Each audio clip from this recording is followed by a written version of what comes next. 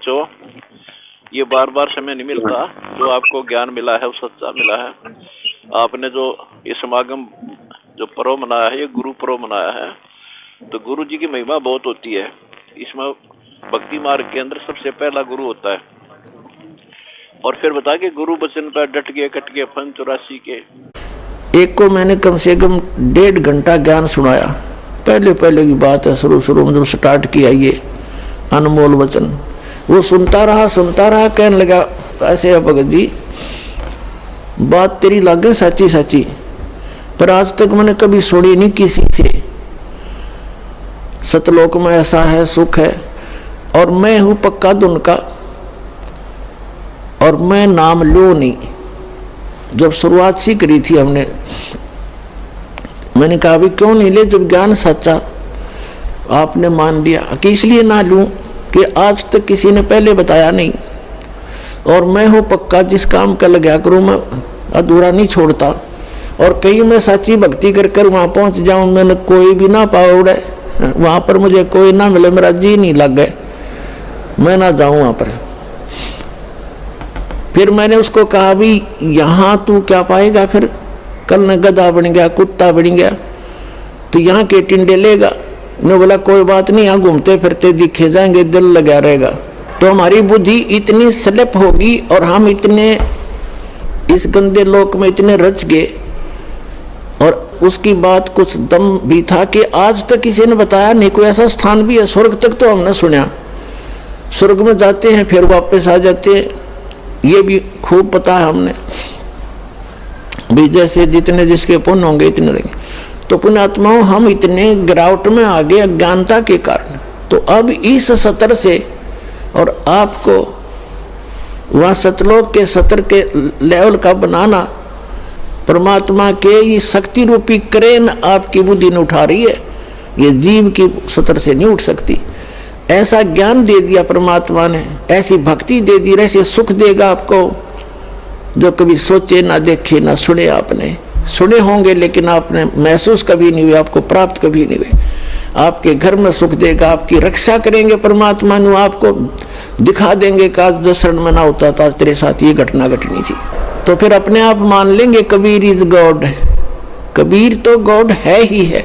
God को God ही सिद्ध करने के लिए दास ने इतनी मेहनत और प्रयत्न, इतने प्रमाण दिखाने पड़ते हैं। तो प्रसंग है ये कि इस समय में जो पार होगे, हजारों वर्ष चलेगा ये ज्ञानी, पूरी पृथ्वी पर होगा, और सभी ये बकवाद छोड़ देंगे। मांस खाना, शराब पीना, तंबाकू प्रयोग करना, चोरी जारी ठगी बकवाद हेरा फेरी, सारा दिन कर्म फोड़े, और किसके लिए? 2 रोटी के लिए। और धन जोड़े, बैंक बैलेंस बनावे, और कल मृत्यु हो जा, फिर कहाँ जाओगे? गधे बनकर धक्के खाओगे। तो ये ज्ञान होगा तो भय बनेगा, और भय बिन भक्ति बनती नहीं। तो जैसे फिर क्या होगा, जो व्यक्ति पार होगे, और जो बीच में स्लिप कर गए वो नहीं पार हो पाए, लेकिन गुरुद्रोही नहीं बने। गुरुद्रोही जो बनेगा उसको भगवान साथ नहीं देगा। वैसे तो गुरु से विमुख होगे तो भी हानि घनी होगी, और गुरुद्रोही को तो परमात्मा कहते हैं असंग जन्म तक फिर मनुष्य जीवन ही नहीं मिलेगा। अब गुरु विमुखा, गुरु जी से विमुख जो होगे, विमुख का अर्थ होता है साधना को छोड़कर, और तो साधना करे नहीं सकता आदमी जो इस ज्ञान को समझ लेगा। वो भक्ति यहाँ से चलाएगा, भक्ति नहीं कर सकता, वो और बकवादों में लग जा, दूसरी बात। इससे क्या होता है कि कुछ दिनों में आपको इतना सुख देगा ये परमात्मा, आप पुराने दुखों को भी भूल जाओगे। और जब ज्यादा सुख हो जाता है तो आदमी भगवान से विमुख अवश्य होता है। तो ये सावधानी बरतनी है। परमात्मा आपको क्या करेंगे, आपको थोड़ा बहुत कष्ट बनाए रखेंगे ताकि आपको पुराने दुख भी याद आएगा। ऐसा दुख नहीं देंगे जो आपको घनी हानि कर जा, पर थोड़ा बहुत आपके हृदय में ये बना रहेगा कि ये थोड़ा बहुत, ज्यादा नहीं होने देंगे। इसलिए करेंगे कबीर साहब कहते हैं, कबीर सुख के माथे पत्थर पड़ो, जिस ते नाम हृदय ते जावे, और बलिहारी उस दुख के जो पल पल नाम रटावे। परमात्मा ने कहा, भगवान इसे सुख का आग लगे जो आप तो दूर करे, और ऐसा दुख हमें दिए रखना मेरे दाता जिससे आपकी याद बनी रहे। इतना कष्ट आपको अवश्य देगा। ये एक परमात्मा का फार्मूला है, नहीं तो आप भूल जाओगे भगवान को। ये आपके लिए वरदान बना रहेगा, ये सत्कर मानना। किसी भी प्रकार का देवों से सारे शरीर में थोड़ा बहुत रह के ठूठा, बाकी हानि नहीं होने देगा, आपकी भक्ति सुचारू करवाओगा। और जो गुरु जी से विमुख हो जाते हैं, नाम छोड़ जाते हैं, अब जैसे आप नाम से जुड़े हुए हैं, कोई गलती भी करोगे आपने ऐसा झटका देगा परमात्मा, आप कांप जाओगे और दोबारा उस गलती को करो नहीं, गिर आकर माफी मांगोगे, दोबारा उपदेश लोगे, कनेक्शन जुड़वाओगे।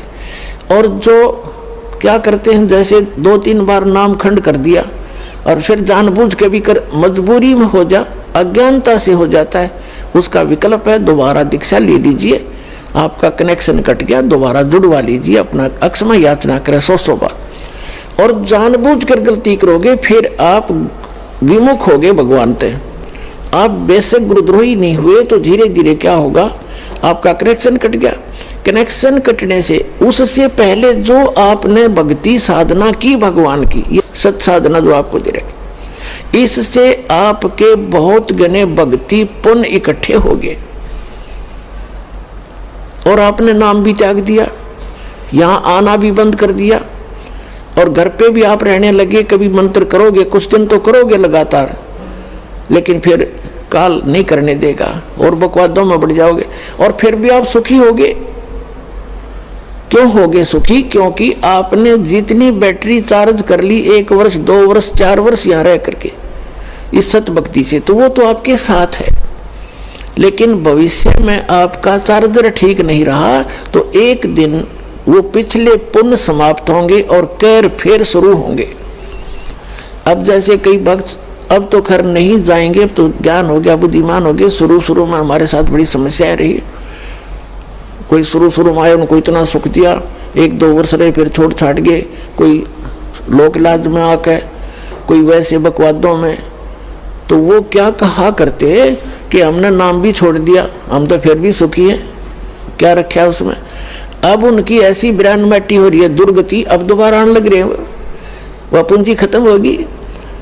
तो कहने का भाव ये है कि जैसे वो ये कहते हैं कि हमें कोई दुख नहीं अब, और तुम भक्ति कर रहे हो तो भी क्यों आप महसूस करोगे कि इसने नाम भी छोड़ दिया, और यूँ कहे मुझे कोई दुख नहीं, सारे ठाठ से दिखे इसका। और आप फिर भी ये कहते हो कि मुझे थोड़ी बहुत कोई शरीर में गड़बड़ सी है या कोई और छोटी मोटी लॉस, और वो छोटा मोटा जो लॉस होगा पुण्यात्मा हो, लाखों का हजारों में टालेगा भगवान आपका, आपने वो भी गणा दिखेगा फिर बिना ज्ञान के। तो उसके लिए एक प्रमाण है, जैसे कोई बच्चा विद्यालय में पढ़ रहा है और वो ठीक से पढ़ाई करके नहीं आता है तो अध्यापक उसको खुरकाता है, धमकाता है, एक आधा थप्पड़ भी लगा देता है, और उसको उसके भविष्य को उज्जवल बनाने के लिए, उसको ठीक लाइन पर रखने के लिए। और एक बच्चा विद्यालय त्याग गया और वो सारा दिन गधा पर बारी लेता फिर, घूमता फिर, गधों की सवारी कर रहा है, कभी वृक्षों पर चढ़ रहा है, बनी में घूम रहा है। वो बच्चा क्या कहता है कि अब मुझे अध्यापक कुछ नहीं कहता, देखो मैं तो ठाठ से अपना मन मर्जी कर रहा हूँ। तो वो उस टीचर के क्राइटेरिया से बाहर हो गया, वो उसका नाम कट गया, वो अपने कर्म फोड़ रहा है। और जो बच्चा विद्यालय में पढ़ रहा है वो उसको इसलिए खुरकाया धमकाया जाता है कि उसका भविष्य बन जाए, और वो सफल होगा। वो फिर आगे चल के जो नाम त्याग गया, नाम जिसका कट गया यानी विद्यालय से, आगे चल के वो मजदूरी करेगा और वो एक अच्छा अफसर बन के या कोई अच्छा बिजनेसमैन बन करके सुख पाएगा। तो इस प्रकार जो परमात्मा के ट्रीटमेंट में है, आप स्टूडेंट रहोगे जब तक परमात्मा के, आपको गलती करोगे झटके भी देगा, छोटा मोटा आपको खुरकावा धमकावेगा किसी भी कारण से, आपको सुचारू रखने के लिए। और जो चले गए नाम कटवा के, उनको आगे पता लगेगा वो किसी बैरिस्टर बनेंगे। अब जैसे ये दास जूनियर इंजीनियर सिविल की सर्विस किया करता था हरियाणा गवर्नमेंट में। उस समय हमारा भी एक नहर का काम चल रहा था, एक रोड का काम चल रहा था साथ साथ। तो वहाँ जो रोड के ऊपर मिट्टी डाल रहा था और वहीं एक एक्सीडेंट आ गया उस B&R का। और आप वहाँ देख कर सारा उनके काम को चेक करके चला गया। उसके जाने के बाद वो व्यक्ति जो वहाँ मजदूरी कर रहा था वो कह रहा है कि ये मेरा सहपाठी था एक्सीडेंट, ये मेरा क्लास फेलो था 8वीं तक, मैं पढ़ा नहीं, ये इंजीनियरिंग कर गया। आज देखो मैंने अपने कर्म फोड़ दिए, मेरे बच्चे तो यहाँ मिट्टी में लेटे हुए हैं वृक्ष के नीचे और ये आज गाड़ी में घूम रहा है। अब परमात्मा कहते हैं जो भगवान से दूर हो गए और इस परमात्मा के विद्यालय में नहीं रहे, वो बाद में न्यो रोया करेंगे जैसे वो रो रहा था। तो कबीर साहब कहते हैं अच्छे दिन पाछे गए और गुरु से किया ना हेत, अब पछतावा क्या करे, बिरा चिड़िया चुगी खेत। तो पुणात्मा इसलिए अपने सतर्क रहना है, सावधानी बरतनी है। अब जो परमात्मा से ये तो विमुख हो गया, जैसे किसी ने सारनाम भी प्राप्त कर लिया, सतनाम तक प्राप्त कर लिया, क्या होगा? और वो विमुख हो गया। एक तो गुरुद्रोही होता है, एक गुरु से विमुख हो जाना। तो परमात्मा कहते हैं, गरीबदास जी ने कहा कि गुरुद्रोही की पैड़ पे जय पगावे वीर और 84 निश्चय पड़े सतगुरु कहें कबीर। जो गुरुद्रोही हो गए उसकी पैड़ पे पैड़ यानी उसके कदम, उसके पैर के चिन्ह पर अगर आपका कदम रखा गया, कहते हैं तो भी 84 लाख योनियों में जाओगे। वो गुरुद्रोही जो हो जाता है। गुरुद्रोही कौन होता है? जो गुरु जी की निंदा करता है और इस नाम को त्याग जाता है, कोरी बकवाद गढ़ता है, झूठ बोलता है, नरे आरोप लगाता है, वो गुरुद्रोही हो गया। और उसकी पैड़ पे पैर रखना, कहते हैं 84 निश्चय पड़े नो सतगुरु कहे कबीर। गरीबदास जी ने अपनी इस अमृतवाणी के साथ अपने परमात्मा कबीर जी की छाप साथ सहयोग लिया है कि ये भी ऐसा ही कहते हैं। अब पैड़ पे पैड़ रखना ये नहीं है कि गुरुद्रोही जा रहा है, आप वहां पीछे पीछे जा रहे हो तो उससे वो नहीं कि उसके कदम पे कदम नहीं रखना। अगर जैसे घर का को सदस्य हो जाए गुरुद्रोही, गुरु जी के बारे में जो वो बकवास करता है या भगवान के बारे में, उसकी हाँ में हाँ नहीं मिलावे, उसकी बात को हृदय से भी नहीं मानना कि सच्ची कह रही है, उसने सोचे बकवास करता है और करता रहेगा। उसके कहे अनुसार अपने हृदय में जरा भी कमजोरी नहीं आने दे, तो साथ रहकर भी वो उसने कदम से कदम नहीं मिलाया, उसकी पैड़ पे पैड़ नहीं रखी। गुरुद्रोही की पैड़ पर जय पगावे वीर, 84 निश्चय पड़े नो सतगुरु कहे कबीर।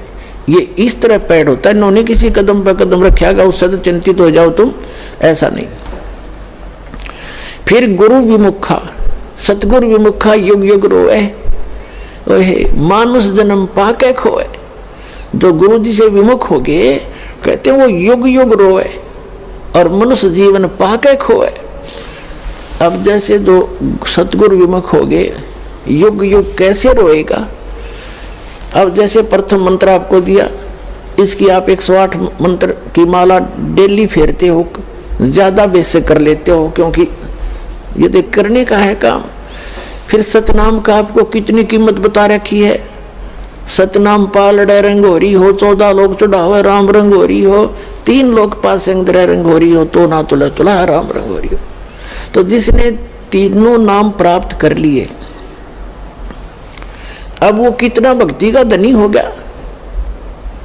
और किसी कारण से सतगुरु विमुख हो गया, विमुख होगा वही पार नहीं होगा, नहीं तो पार हो गया आप सभी। तो विमुख हो गया तो क्या होगा उसके साथ? काल की जकड़ में पुनः आ गया वो। फिर अब उस काल उसको कैसे खिला खिला के मारेगा। अब जैसे आपने प्रथम मंत्र का जाप खूब कर रखा है, श्री गणेश जी का, श्री ब्रह्मा सावित्री जी का, श्री विष्णु और लक्ष्मी जी का, और श्री पार्वती और महादेव जी का, और दुर्गा जी का, ये मंत्र आपने खूब कर रखे। और पहला और लास्ट तो मंत्र इन मंत्रों में है वो परमात्मा का मंत्र है। इसके लिए उसमें इसलिए जोड़ा गया है कि जैसे कई बार क्या होता है कि प्रथम मंत्र आप ले जाते हो, कुछ घर का माहौल ऐसा होता है, कुछ विश्वास दृढ़ नहीं होता है। तो ये इतना अनमोल मंत्र है, इस मंत्र का आपने एक भी जाप कर लिया तो भी आपको मानुष जीवन मिलेगा। ये सत्कर्म मान लो, मृत्यु होगी घर छोड़ गए, यानी इस नाम के लेने से और विश्वास दृढ़ हुआ नहीं, मंत्र जरूर कर लिया, क्योंकि नाम लेगा यहाँ रहेगा 1-2 दिन तो ठीक से, घंटे 2 घंटे तो मंत्र वो करता ही है। और फिर घर जाकर क्या होता है, कोई न कोई अविश्वास पैदा कर देता है, कोई रिश्तेदार आकर उसको ऊपर के में वार कर दे देगा, वो हमारा नाम खंड हो गया, उससे कुछ होना ही नहीं था, तो उसको ऐसे हानि हो जाती है, उसकी मृत्यु हो जाती है। तो मृत्यु भी होगी तो भी मानव शरीर मिलेगा और फिर अच्छे घर में जन्म देगा, क्योंकि सभी आत्मा उस परमात्मा की है। तो यहाँ से उपदेश लेकर इंसान जो मार खाते हैं वो परमात्मा पर विश्वास ना करके, मर्यादा भंग करके उनको हानि हो ही जाती है। लेकिन इस नाम का बेनिफिट भी उनको भी मिलेगा जैसा उन्होंने किया उस सत्र का। सत साहिब जी, इस वीडियो के बनाने का उद्देश्य हमारा किसी को भी नीचा दिखाना व किसी की भावनाओं को ठेस पहुंचाने का नहीं है। सत साहिब जी, तो आइए देखते हैं जगत गुरु तत्वदर्शी संत रामपाल जी महाराज जी की पुस्तक से परिभाषा प्रभु की, पेज नंबर 1। कर जोरू विनती करूं, धरूं चरण पर शीश, गुरु राम देवानंद जी महाराज ने दिया नाम बख्शीश। गरीब सतवादी सब संत हैं, आप आपने धाम, आजिज की अरदास है सकल संत प्रणाम।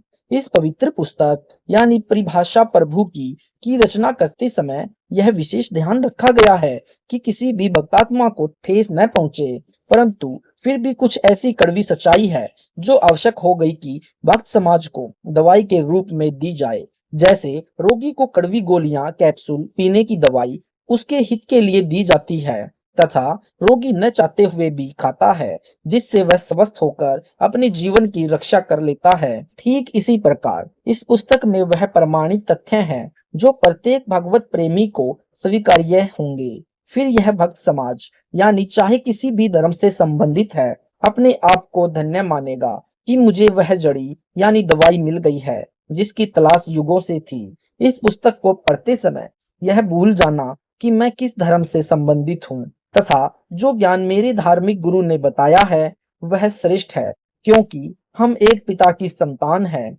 उत्तम तथा अनुत्तम का निर्णय जीव नहीं कर सकता, उसके लिए शास्त्र ही प्रमाण है। इस पुस्तक में सर्व जानकारी तथा पूजा प्रमाणित शास्त्रों पर आधारित है। प्रभु का अर्थ है स्वामी अर्थात मालिक, इसी को साहिब, पुरुष, राम, देव, भगवान, अल्लाह, खुदा, रब, ईश आदि नामों से जाना जाता है। यह कैसा है, कहाँ है, किसने देखा है, कैसे मिलता है, यह प्रश्नवाचक चिन्ह अभी तक पूर्ण रूप से नहीं हट पाया। प्रभु की व्याख्या कोई निराकार कोई साकार करते हैं, सामान्यतः प्रभु को निराकार मानकर संतुष्टि पाई। Page number 2। क्योंकि जिस विधि से उसको पाने का प्रयत्न किया उससे प्रभु नहीं मिला, जिससे उसे निराकार यानी निर्गुण की संज्ञा देकर अपने अपने अनुभव के शास्त्र बना दिए। प्रभु कौन है, कैसा है, प्रमाण सहित जानकारी। प्रभु वह शक्ति है जो कोड़ी को काया दे, निर्धन को माया दे, बांझ को पुत्र दे, रंग को राजा बना दे, मुर्दे को जीवित कर दे, पाप कर्मों को काट दे, आयु बढ़ा दे, जब चाहे प्रकट हो जाए, अनहोनी को होनी कर दे, असंभव को संभव करे। प्रभु शक्ति बोधक शब्द है जैसे साहिब शब्द है।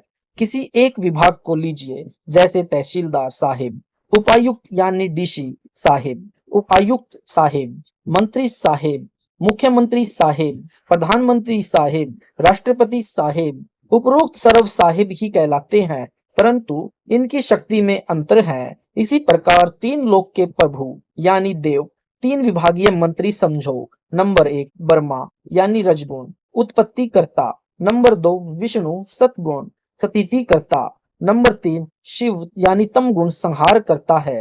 ये एक ब्रह्मांड में कर्माधार पर यानी संस्कारवश जन्म पालन तथा संहार का कार्य करते हैं। ऐसे ऐसे 21 ब्रह्मांड हैं। उन सर्व 21 ब्रह्मांडों का प्रभु इन ब्रह्मा विष्णु महेश का पिता ज्योति निरंजन यानी काल क्षर पुरुष है। काल यानी ब्रह्म शापवश 1 लाख मानव शरीर धारी प्राणियों का आहार करता है, जिसके लिए इन 21 ब्रह्मांडों में जीव को झूठा लालच देकर धोखे में रखा जाता है तथा जन्म मरण स्वर्ग नरक व 84 लाख जुनियों के चक्र में रखा जाता है, जिसका मुख्य कार्यभार तीनों देवों यानी ब्रह्मा विष्णु शिव को सौंप रखा है। इन्हीं तीनों देवों में से अवतार शक्ति आकर मृत लोक में दुष्टों का संहार करती है, जैसे भगवान रामचंद्र तथा भगवान श्री कृष्णचंद्र तथा हजरत ईसा मसीह जी, हजरत मूसा जी विष्णु अवतार थे, हजरत आदम जी ब्रह्मा जी के अवतार थे, हजरत मोहम्मद जी शंकर जी के अवतार आए थे। ये सर्व शक्तियां एक ब्रह्मांड की व्यवस्थापक, ये शक्तियां प्राणी की आयु को या कर्म फल को कम या अधिक नहीं कर सकती तथा स्वयं भी जन्म मरण के चक्र में है। भगवान ब्रह्मा जी की आयु 100 वर्ष है, विष्णु जी की आयु ब्रह्मा जी से 7 गुना अधिक है तथा शिव जी की आयु श्री विष्णु जी से 7 गुना अधिक है, फिर भी मृत्यु निश्चित है। Page number 3।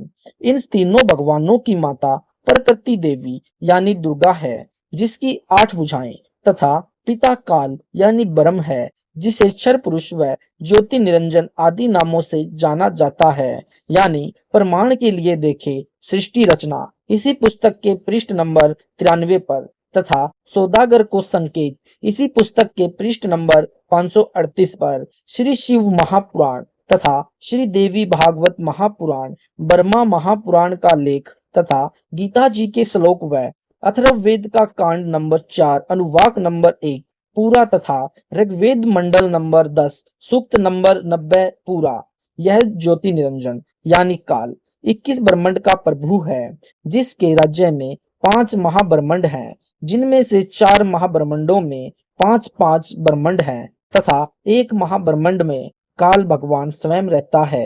एक ब्रह्मांड में एक ब्रह्मा, एक विष्णु तथा एक शंकर है। 20 यानी 20 ब्रह्मांडों में 20 ब्रह्मा, 20 विष्णु तथा 20 शंकर हुए तथा एक महाब्रह्मांड में स्वयं काल रहता है, जहां पर एक तप्तशिला है, उस पर 1 लाख मानव शरीरधारी प्राणियों को गर्म करके पिघलाकर तरल पदार्थ जो सूक्ष्म शरीर पर लेप होता है निकाल कर खाता है।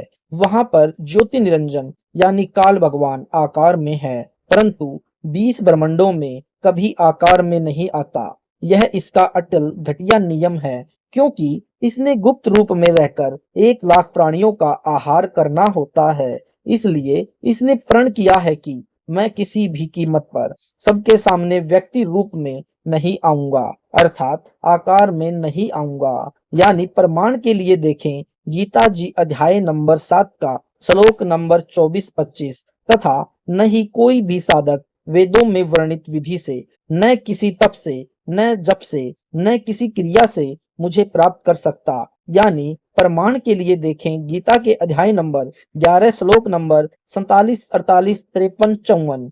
यह स्वयं काल यानी ब्रह्म सर्व प्राणियों को खाता है, ऋषि हो चाहे देवता तथा सिद्ध या फिर इसके ही पुत्र ब्रह्मा विष्णु शिव आदि सभी को खाता है।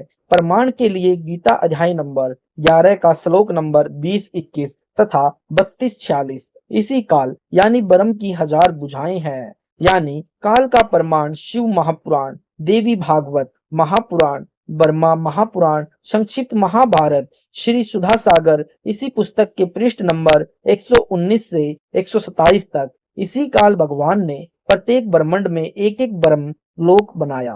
Page number 4। उसमें 3 स्थान बनाए हैं। उसमें अपनी पत्नी प्रकृति देवी यानी दुर्गा के साथ महाब्रह्मा, महाविष्णु, महाशिव 3 रूपों में रहता है।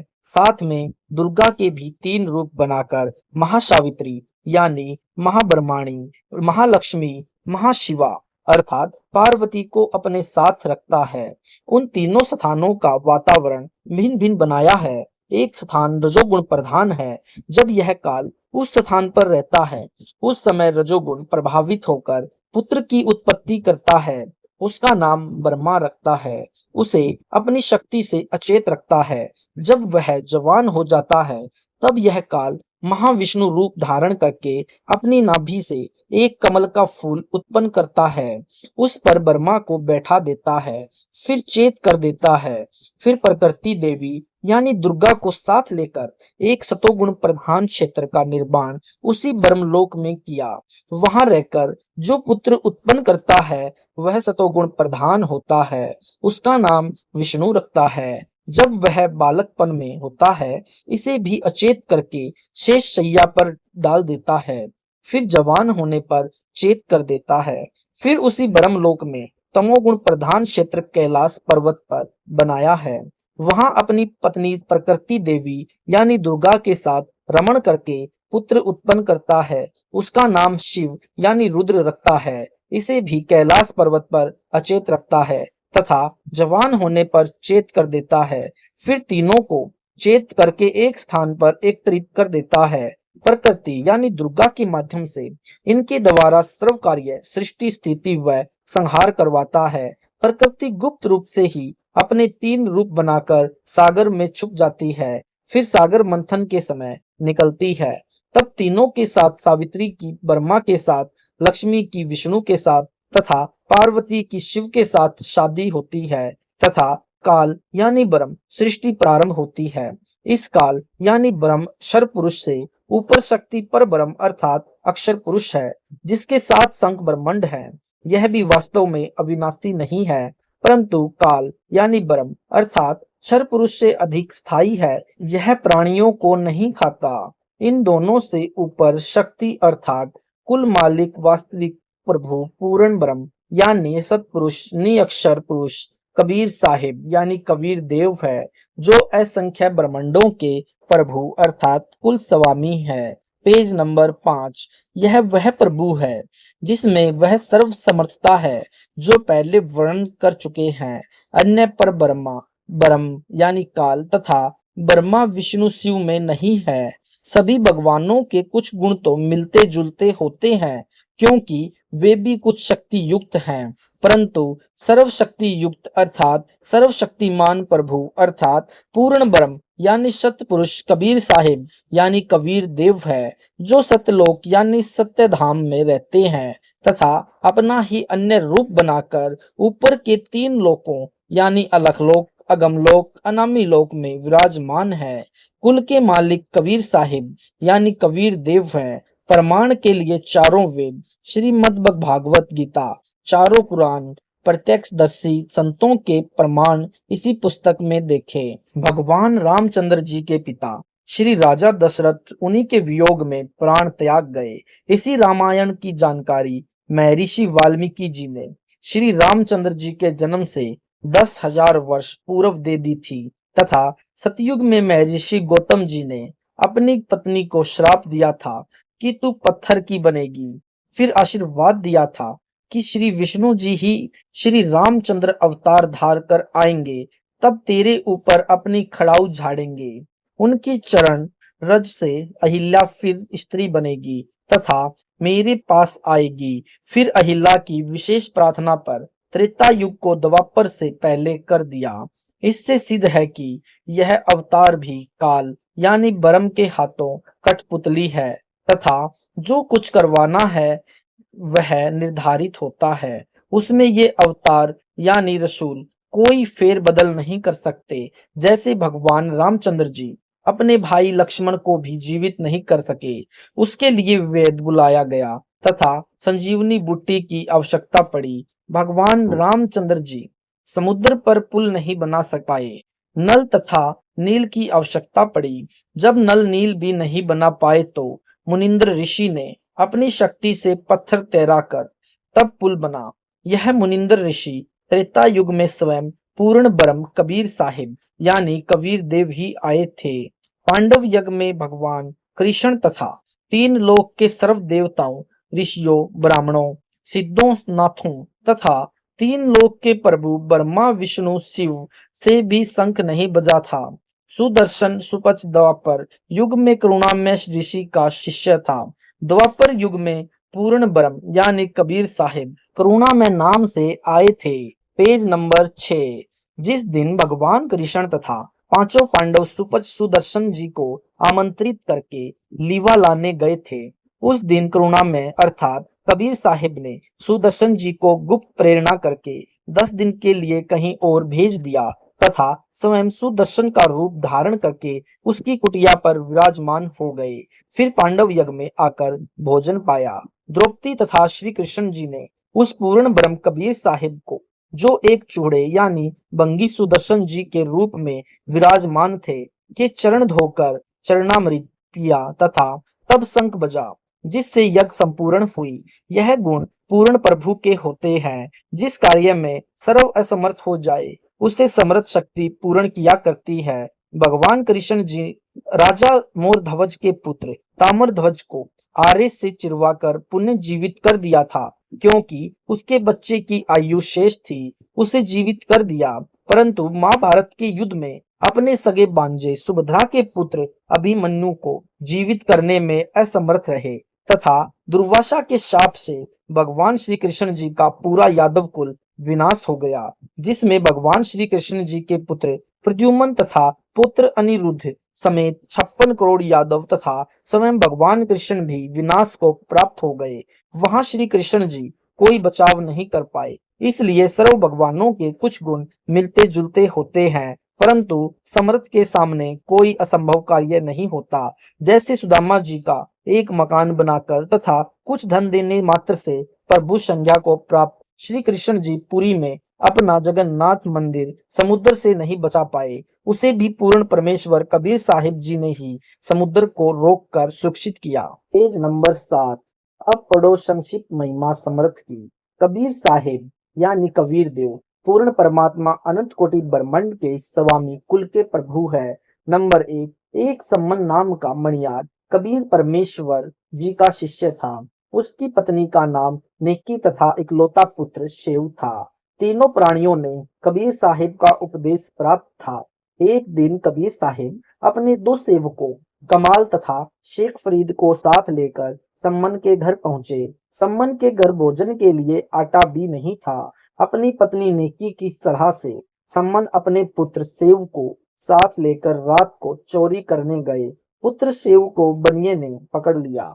अपने सतगुरु की इज्जत को बचाने के लिए कि सुबह शेव को पहचान लिया जाएगा और फिर उसे घर पर लाएंगे, फिर कहेंगे कि ये जो इनके गुरुजी आते हैं ये चोरी करना सिखलाते हैं। इस डर से सम्मन ने तलवार से अपने पुत्र का शीश काट लिया तथा अपने घर ले आया। फिर पजावे में पड़े धड़ को जो कि उठाकर घर लाकर अंदर मकान में गुप्त रख दिया। सम्मन की पत्नी नेकी ने सुबह खाना बनाया, सतगुरु कबीर साहिब तथा भक्तों यानी शेख फरीद तथा कमाल को परोस दिया। तब कबीर साहिब ने 6 मिट्टी के दोनों यानी बर्तनों में भोजन को डलवाया।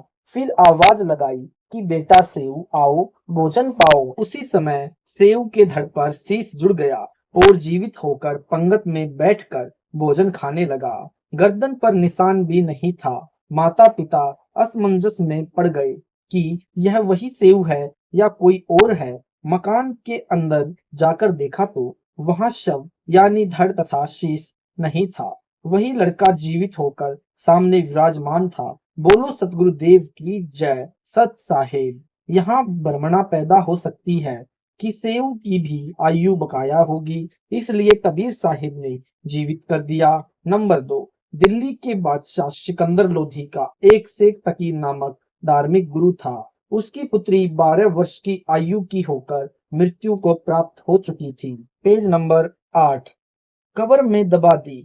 शेख तकी के भ्रम को मिटाने के लिए बादशाह सिकंदर लोधी की प्रार्थना पर कबीर साहिब ने कई दिन की मृत लड़की की कब्र फुड़वाकर हजारों दर्शकों के सामने जीवित कर दी। उस लड़की का नाम कमाली रखा तथा अपनी बेटी के रूप में अपने साथ रखा, भक्ति तथा मुक्ति दी। नंबर 3, दिल्ली के राजा सिकंदर लोधी ने स्वामी रामानंद जी की गर्दन को काट दिया था। कबीर परमेश्वर यानी कबीर देव ने सिकंदर राजा व काशी नवाब वीर सिंह बघेल के सामने जीवित किया। नंबर 4, राज सिकंदर का जलन का असाध्य रोग हाथ से स्पर्श मात्र से ठीक किया। नंबर 5, दिल्ली के राजा सिकंदर लोधी के धार्मिक पीर शेख तकी की जिद पर एक 12 वर्षीय बालक का शव दरिया में बहता हुआ आ रहा था। वह बच्चा कुछ दिनों से मृत था तथा उस मृत को जल प्रवाह किया गया था। उसे जीवित किया तथा उसका नाम कमाल रखा, अपने पुत्र के रूप में रखा। नंबर 6, एक समय मुसलमानों के धार्मिक गुरुओं के बहकावे में आकर सिकंदर लोधी ने कबीर साहिब को पकड़वा कर अपने दरबार में मंगवाया। फिर पूछा कि आप कहते हो कि मैं अल्लाह हूँ? कबीर साहिब ने कहा कि मैं अल्लाह हूँ, मैं ही सारी सृष्टि का रचनहार हूँ। जो आपकी कुरानों में कबीर नाम है, जिसे तुम अल्लाहु अकबर कहते हो, मैं वही कबीर हूँ। राजा सिकंदर ने एक गऊ को तलवार से कटवा दिया जो गर्भवती थी। बच्चे यानी बछड़े और गऊ के 4 टुकड़े हो गए। तब सिकंदर ने कहा कि यदि तू अल्लाह है तो इस गाय को जीवित कर दे, नहीं तो तेरी गर्दन तलवार से काट दूंगा। कबीर साहिब ने दोनों गऊ तथा बच्चे को हाथ के स्पर्श मात्र से जीवित कर दिया। सिकंदर लोधी राजा ने कबीर साहिब की पालकियों में बैठाकर आदर के साथ घर भिजवाया तथा अपनी नादानी के लिए क्षमा याचना की। नंबर 7, सिकंदर लोधी के धार्मिक पीर शेख तकी के द्वारा कबीर साहिब को उबलते हुए सरसों के तेल के कड़ाहे में मारने के उद्देश्य से डाला गया, परंतु अविनाशी को कौन मार सकता है? सहकुशल बैठ गए। सिकंदर राजा ने तेल को परीक्षण यानी चेक करने के लिए कि कहीं यह ठंडा तो नहीं है, उंगली डाली थी। जितनी उंगली तेल में डूबी थी उतनी ही कटकर तेल में डूंडी नहीं मिली। पेज नंबर 9, कबीर साहिब बाहर आए, बेहोश राजा को चेत किया तथा कटी हुई उंगली पूर्ण की। नंबर 8, एक दिन शेख तकी ने कबीर साहिब को एक कुएं में डलवाकर ऊपर से कांटेदार झाड़ियां, ईंट पत्थर गारा, गोबर में भरवा दिया। राजा सिकंदर लोधी को बताने शेख तकी तथा बहुत सारे हिंदू तथा मुसलमान जाते हैं कि आज कबीर का काम तमाम कर दिया है। वह कुएं में गारा मिट्टी के नीचे दबकर मर गया है। देखा तो कबीर पूर्ण परमेश्वर राजा सिकंदर के एक कमरे में आराम से बैठे थे। सिकंदर लोधी ने बताया कि यह पूर्ण ब्रह्म कबीर है, यह तो यहीं बैठे थे, कहीं गए ही नहीं। कबीर साहिब राजा सिकंदर के मकान पर विराजमान पाए। ऐसे अनेक प्रमाणों के यह पुस्तक भी भरी हुई है। भगवान आकार में है तथा मानव शरीर में स्वयं कबीर जुलाहा यानी धानक यहाँ पृथ्वी लोक पर भी तथा सतलोक में भी रहता है। प्रत्यक्षदर्शी। नंबर 1, स्वामी रामानंद जी काशी वाले। इन्होंने कबीर साहिब की कृपा से कबीर साहिब को सतलोक में तेजोमय रूप में देखा तथा फिर बहुत तेजोमय रूप 5 वर्षीय बालक कबीर साहिब के स्वरूप में समा गए तथा कबीर साहिब सतलोक में पूर्ण परमात्मा के सिंहासन पर विराजमान है तथा यहाँ मृत लोक में रामानंद जी के सामने भी विराजमान है। फिर स्वामी रामानंद जी ने कहा कि आप पूर्ण परमात्मा हो, आप यहाँ तथा वहाँ सतलोक में दोनों जगह हो। आप कबीर करतार ही सर्व ब्रह्मंडों के रचनहार तथा सर्व व्यापक हो। सर्व जनों को बताया कि यह कबीर जुलाहा यानी दानक ही सत्पुरुष है। दोहु ठोर है एक तो बया एक से दोए, गरीब दास हम कारणे आए हो मगजोए। बोलत रामानंद जी सुन कबर करतार, गरीब दास सब रूप में तुम ही बोलन हार। तुम साहिब तुम संत हो, तुम सतगुरु तुम हंस, गरीब दास तुम रूप बिना और न दूजा अंश। यानी विशेष जानकारी के लिए पढ़े पृष्ठ नंबर 212 पर। पेज नंबर 10, श्री धनी धर्मदास जी बांधवगढ़ वाले ने प्रत्यक्ष अपनी आंखों देखा। साहिब कबीर सेठ धर्मदास का संशय निवारण करने के लिए रामानंद जी की तरह धर्मदास जी की आत्मा को सत्यलोक ले गए, फिर वापसी लाकर शरीर में प्रवेश किया। तब धर्मदास जी ने बताया कि पूर्ण परमात्मा यह कबीर जुलाहा यानी धानक है, सर्व ब्रह्मंडों का रचनहार, सर्व सुखदायक, पाप विनाशक पूर्ण ब्रह्म है तथा मानव रूप में सत्यलोक में भी है। शब्द आज मोहि दर्शन दियो जी कबीर, सत्यलोक से चलकर आए काटन जम की जंजीर।